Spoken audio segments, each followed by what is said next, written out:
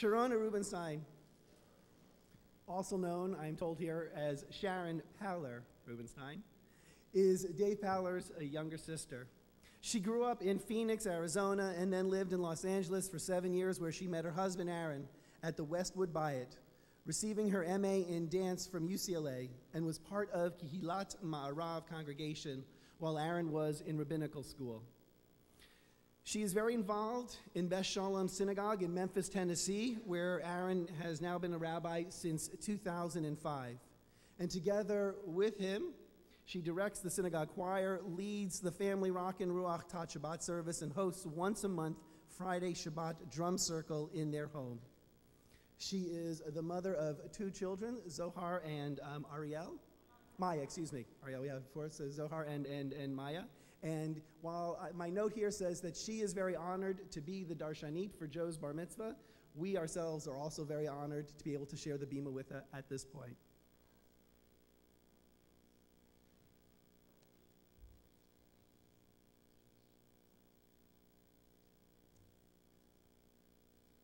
Shabbat Shalom.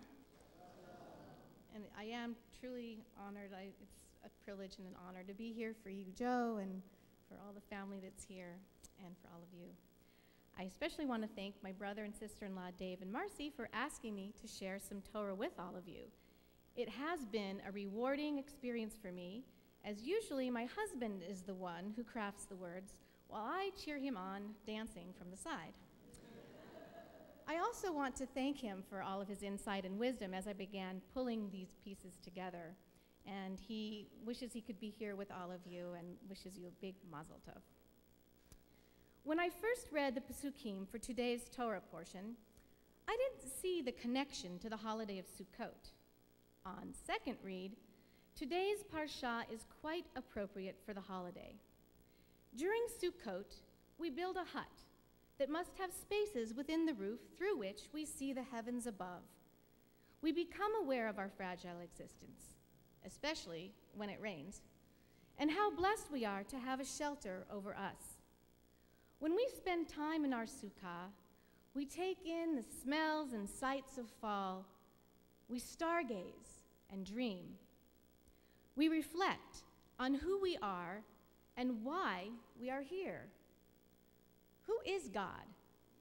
Is there a God? Where is he? Is she up there in the heavens watching over us? We aren't the only ones who have wondered about the true existence of God. After smashing the tablets into pieces, Moshe asks, Hareini na et kvodecha. Please, God, show me your glory. Moshe, of all people, the one human who came the closest to God, who spoke with God one-on-one, who would one day be buried by the hand of God, Moshe, like us, was on a spiritual quest to truly know God. How amazing is that?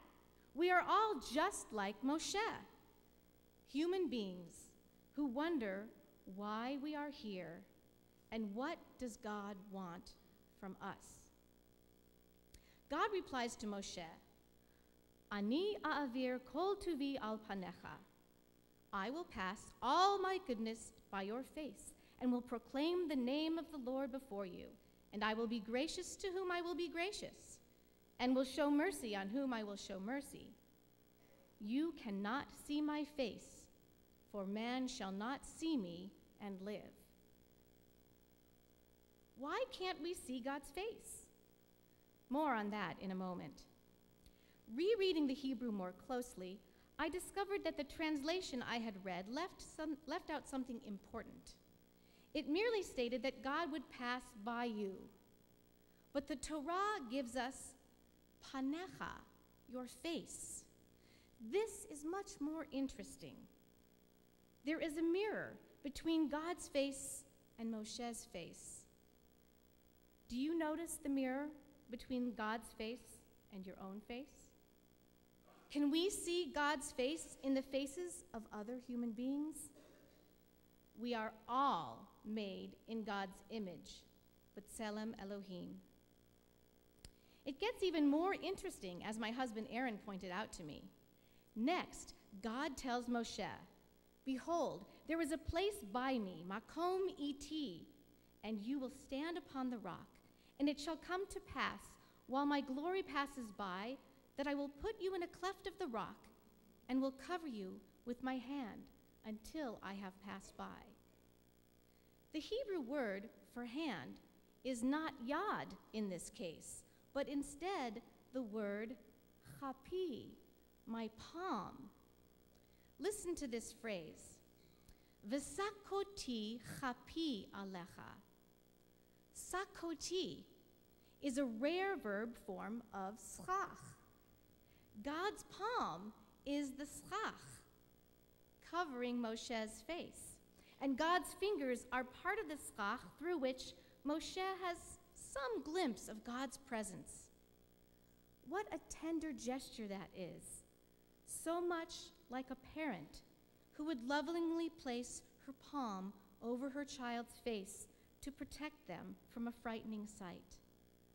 God did not want Moshe to die. Maybe we can't see God's face, because then we would be united at once with our Maker and no longer be in this world. We must instead follow God's trail in this life and hopefully take the scenic route with God in the lead. "And I will take away my hand, and you will see my back, but my face shall not be seen." When I first read this passage, I wondered, was God turning his back on Moshe, or was she being kind? I thought a lot about God's back. When we see someone's back, they are in the lead. As a dancer, I've always been intrigued by the beauty and power of one's back. As a choreographer, I often present the back of a person to convey strength, resolve, or other emotions. You learn a lot about a person by watching them from the back. My sense of the strong back was validated by a commentary by Randolph Rothschild, a congregant from Temple Bethel in Las Cruces, who said that when God lifted his hand, Moshe saw a strong back, a symbol of the strength of God, so that Moshe could share in God's strength and be revitalized. A powerful back that will help lead and lighten the burden of the future journey. So what did Rashi have to say? When Moshe saw God's back, he saw the knot, the kesher tefillin, of God's tefillin at the nape of his neck.